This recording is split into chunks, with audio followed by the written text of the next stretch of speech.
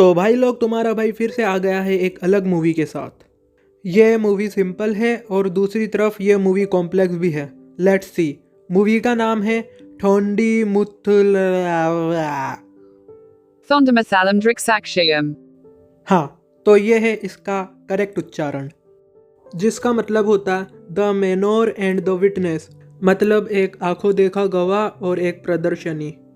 Movie start होती है जहां एक लव स्टोरी पर स्टेज शो हो रहा है, जिसमें लड़के का नाम देवतन है एंड लड़की का नाम श्रीदेवी। तो देवतन लड़की से बोलता है कि मुझे जॉब मिल गई है, अब मैं तुम्हारा हाथ मांगूंगा। ऐसा शो चलता रहता। वहाँ पर एक प्रसाद नाम के आदमी को बार बार छींक आती रहती है।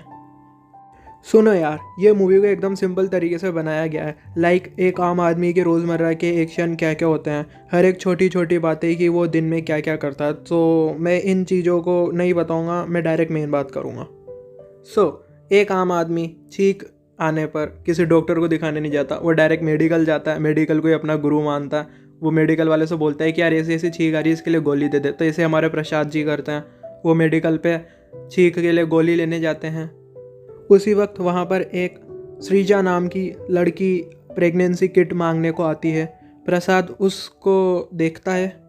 फिर वहाँ से जाने के बाद वो अपने दोस्त को उस लड़की की ओर इशारा करके पूछता है कि ये श्रीकानंदन की बेटी है ना।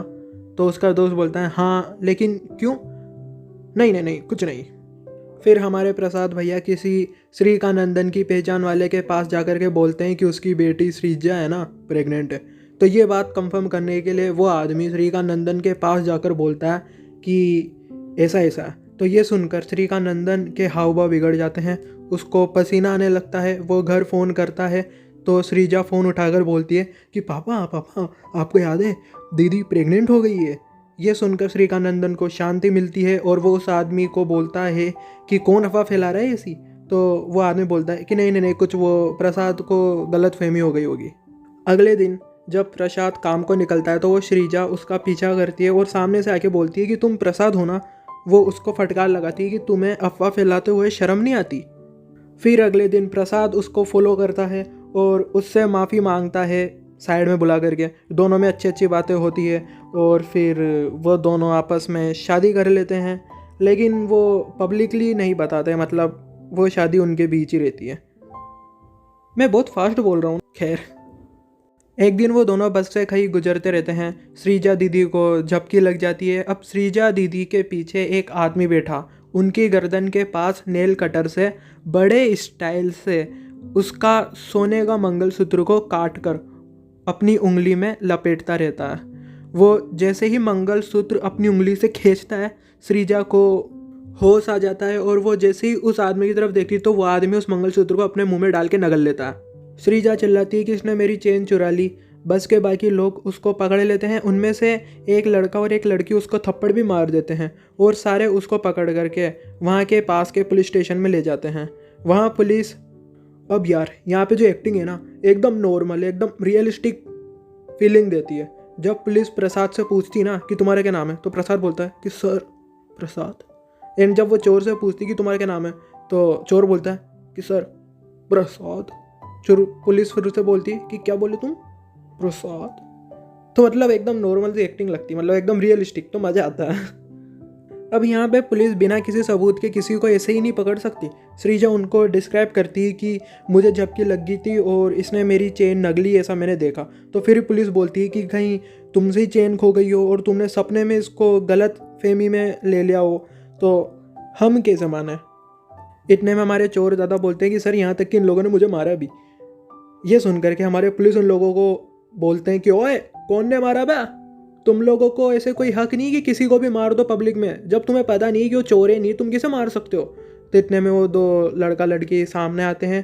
पुलिस उनसे बोलता है कि साइड में हो जाओ रे तुम दोनों, तुमने रूल तोड़ा, तुमको यहाँ पे रुकना पड़ेगा, और बाकी लोगों को वो जाने देती है। तो भाई देख रहे हो, ऐसे पब्लिक में किसी को भी मारना बिल्कुल गलत होता, ऐसे नहीं मारते। मूवी पे आता है। पुलिस वालों को भी टेंशन रहती है कि कैसे पता लगाएंगे कि कौन पक्का किसी ने चोरी करी, ये पक्का चोर है कि नहीं। अब यार यहाँ पर इन पुलिस को ऐसे केस सोल्व करना मैंडेटरी पड़ जाता है। जैसा कि मैंने कहा था कि ये फिल्म एकदम सिंपल तरीके से बनाई गई है, तो भाई ये रियलिटी है। ऐसे केस आते हैं और उनको सोल्व करना पड़ता है, क्योंकि यार इन छोटे छोटे केस से ही उनकी नौकरी है। अगर ये केस वो सोल्व नहीं कर पाए तो उनकी नौकरी खतरे में आती है, कुछ छोटे मोटे ऑफिसर्स मतलब कांस्टेबल वगैरह की। वो करते हैं डिसाइड कि हम कैसे पता लगाएंगे, तो वो उस चोर का सुबह तक हल्का होने का इंतज़ार करते हैं और वो प्रसाद और उसकी वाइफ को जाने को बोल देते हैं और उनसे बोलते हैं कि तुम्हें अगले दिन फिर से यहाँ पर आना होगा। तो जाते वक्त प्रसाद उसकी वाइफ से बोलता है कि तुम ध्यान नहीं रख सकती थी क्या? और भाई ऐसा होता है अक्सर। और रिप्लाई में वाइफ बोलती है जैसा कि मेरी गलती नहीं है, मैंने देखा था वगैरह वगैरह। वो घर लौट जाते हैं। घर लौटने पर सीजा की मम्मी और उसके पापा उसे खूब मारते हैं, क्योंकि उन्हें अब पता चल चुका है कि इसने शादी कर ली। अब उसके पापा बोलते हैं कि मैं नहीं चाहता था कि तू इस घटिया गरीब आदमी के साथ शादी करेगी। और भाई ये सच्चाई है, भाई किसी के पिताजी क्यों चाहेंगे कि उसकी लड़की ऐसे के साथ पढ़ना है।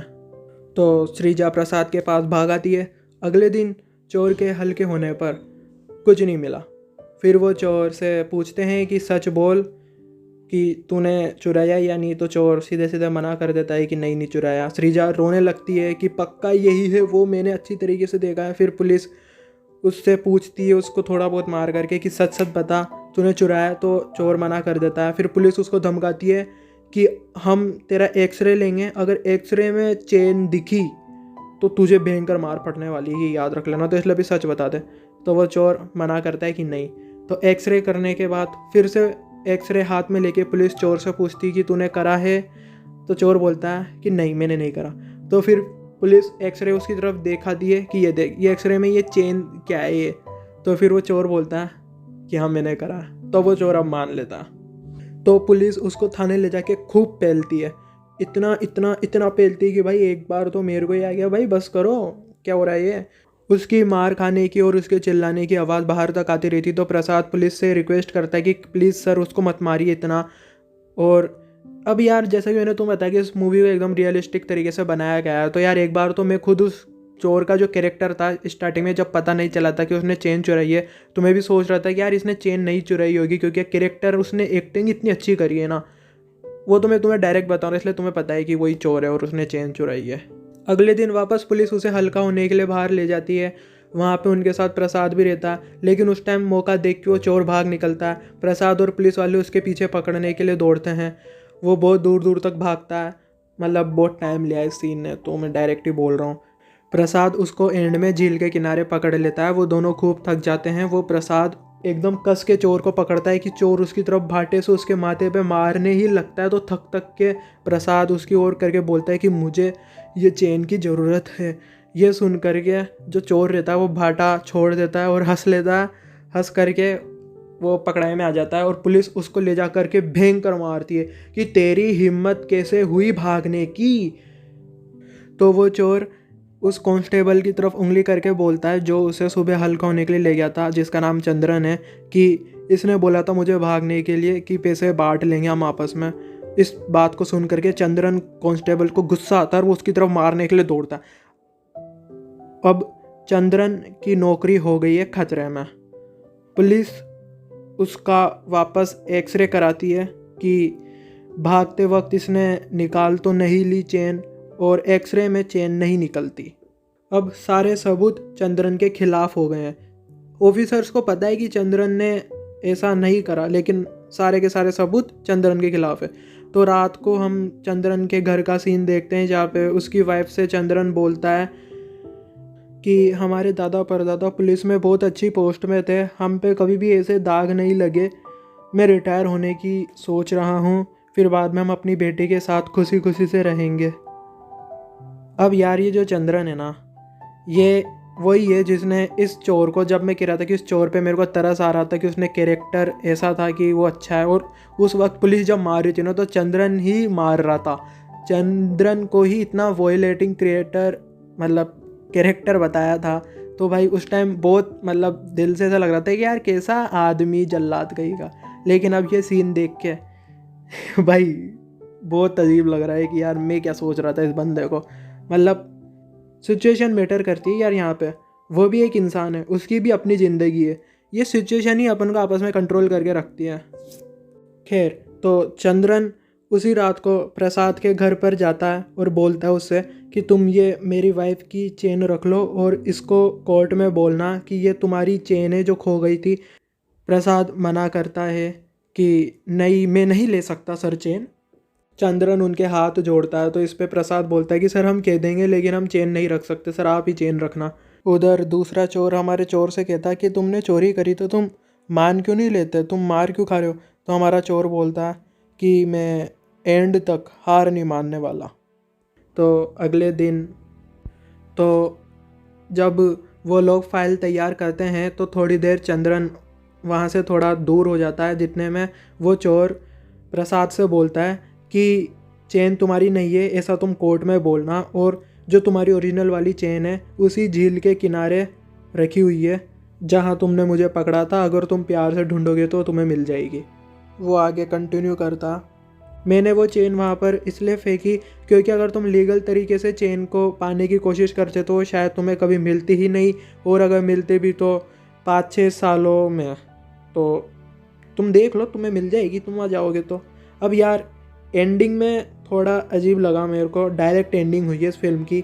इसके बाद डायरेक्ट सीन आते हैं कि जिसमें प्रसाद उस झील के पास जाता है, वहाँ पे उसे चेन मिल जाती है और चेन बेच करके वो खेती में बहुत तरक्की कर लेता है, और चंद्रन खुशी खुशी अपनी डॉटर के साथ है, उसको स्कूल छोड़ रहा है, और चोर प्रसाद इधर उधर बाज़ार में नौकरी के लिए घूम रहा है। वो एक थैंक यू लेटर प्रसाद को लिखता है जिसमें वो उसको थैंक यू बोलता है। तो यार शायद ये हो सकता है कि प्रसाद और उसकी वाइफ ने कोर्ट में मान लिया हो कि वो चेन उसी की है, और बाद में वो चेन उन्होंने चंद्रन को ही दी, अपने पास नहीं रखी, और कोर्ट से चंद्रन भी फ्री, वो भी फ्री, और जब वो फ्री हुए तो वो प्रसाद शायद उसी जगह पे चेन लेने को गया होगा। अब चोर बाहर कैसे घूम रहा है मुझे नहीं पता, एंडिंग डायरेक्ट हुई है यार, ज़्यादा क्लियर नहीं है। तो यार जब जो चोर प्रसाद इधर उधर घूमता रहता है नौकरी की तलाश में, ये तो पक्का है कि वो चेंज हो चुका है, अब चोर नहीं रहा, क्योंकि वो लिखता है कि अब मैं नए काम के लिए तैयार हूँ। गाना चलता रहता है बैकग्राउंड में कि मोमेंट में हम इतना खो जाते हैं, इतना गुम जाते हैं कि हम खुद को ही भूल जाते हैं। लाइक चंद्रन की ज़िंदगी में हमने देखा कि वो कितना अच्छा आदमी था, लेकिन वो अपनी नौकरी में उसको किस तरीके से मार रहा था। तो यार सबकी ज़िंदगी में हर लोग इतने डूब जाते हैं कि वो खुद को भूल जाते हैं। ये जो चोर था इसको चोरी करने में मज़ा आता था, लेकिन अब ये बदल चुका है क्योंकि अब इसने खुद को पहचाना है। ये एंड तक लड़ा, जैसा कि इसने बोला था कि मैं एंड तक हार नहीं मानने वाला। खैर ये तो हुई सिर्फ स्टोरी की बात, अब कुछ खास बातों पर ध्यान देते हैं। यार जब मैंने ये मूवी देखी थी ना तो लिटरली मैं नींद में था, और मैंने तो ये तक डिसाइड कर लिया था कि मैं इस वीडियो पे मतलब मैं इस मूवी पे वीडियो नहीं बनाऊंगा। लेकिन जब मैंने इस मूवी को और बारीकी से और डिटेल में जब जाना तो मुझे कुछ खास बातें जानने को मिली। इस मूवी से रिलेटेड एक थ्योरी है कि इस मूवी के जो क्रिएटर्स है इन्होंने बटरफ्लाई इफ़ेक्ट को बहुत ही बारीकियों से इसमें बताया है। लाइक स्टार्टिंग में प्रसाद को जब छींक आ रही थी तो वो मेडिकल स्टोर गया और वहाँ पे वो श्रीजा से मिला और उसी के साथ उसने बाद में शादी करी। लेट्स सी, अगर उसको छींक नहीं आती तो वो ना ही मेडिकल स्टोर जाता, ना ही वो श्रीजा से मिलता, और ना ही उनकी शादी होती, और ना ही इतना सब कुछ रायता फैलता। सो वही कह रहा हूँ मैं कि इसमें बटरफ्लाई इफ़ेक्ट को बहुत बारीकी से बताया गया है। अब तुम बोलोगे कि इसमें क्या, ये तो हर मूवी में होता है, लेकिन इस मूवी में ये चीज़ हिडन तरीके और एकदम शानदार तरीके से बताई गई है, वही इसकी खास बात है। इस फिल्म में एक छोटी छींक ने क्या कुछ कर जा, तो ऐसे ही हमारी रियल लाइफ में छोटे छोटे एक्शन बहुत कुछ कर जाते हैं। अगली खास बात ये है, तुम्हें याद हो तो स्टार्टिंग में जब मैंने बताया था कि लव स्टोरी पे स्टेज शो हो रहा है, उसमें 2 कैरेक्टर है, एक का नाम देवतन है और एक का नाम श्रीदेवी है। तो उन दोनों की लव स्टोरी हमारी इन दोनों कैरेक्टर के साथ एकदम रिलेटेबल है। साथ ही उस श्रीदेवी का नाम हमारी श्रीजा दीदी के नाम से ऑल्सो रिलेटेबल है। और एक और ख़ास बात है कि इस मूवी से पहले एक मूवी आई थी, मलयालम ही थी वो मूवी भी, उसका नाम था महेशिन्ते परथिकारम। उस मूवी में कोई सीन था जिसमें 2 साइकिलिस्ट, मतलब मैंने भी नहीं देखी यार मूवी है, मैं थ्योरी बता रहा हूँ, साइकिल आपस में टकरा जाती है, ऐसा करके कुछ था। तो वो उस मूवी का नटशेल था इस मूवी को लेकर के कि वहाँ से बटरफ्लाई इफेक्ट ऐसा करके ऐसा, और भी बहुत सारी बातें हैं। लेकिन अगर मैं इन सब बातों को ढूंढने बैठूँगा तो यार बहुत सारी बातें निकल के आएगी, तो वीडियो बहुत लंबी हो जाएगी। और वही मैंने इस मूवी के इस वीडियो के थंबनेल में बताया है कि यह तो तुम्हारी समझ के ऊपर डिपेंड करती है कि तुम इस मूवी को सिंपल में ले रहे हो या कॉम्प्लेक्स में ले रहे हो। ये मूवी उन मूवी में से जो ऑडियंस का मेंटल स्ट्रेस मांगती है। मैं इसलिए कह रहा हूँ क्योंकि यार जब रियलिटी इस मूवी की इतनी एकदम रियलिटी है कि भाई मेरे को नींद आ गई थी, क्योंकि एकदम आम लग रहा था मुझे कि सिंपल हो रहा है, लेकिन जब जाना तो पता चला कि इतना कुछ है इस मूवी में। तो वही मैं कह रहा हूँ, बहुत ध्यान से देखने वाली बातें होती है। वेल, इस वीडियो में मैं इतना ही रखता हूँ। अगर आपको मेरी मूवी देखने का नज़रिया पसंद है तो सब्सक्राइब करो, साइड में बेल आइकन को दबाओ, और हाँ, वीडियो अच्छी लगी हो तो लाइक शेयर और कमेंट करना तो भूलना ही मत। So thanks for watching.